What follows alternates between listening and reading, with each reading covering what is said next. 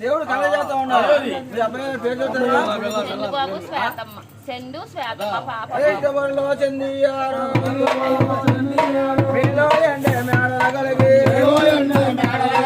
చదువులైనా బాగా వచ్చి ఉద్యోగాలు వచ్చి మామకే ముద్ర కోడకే తగిన వారికి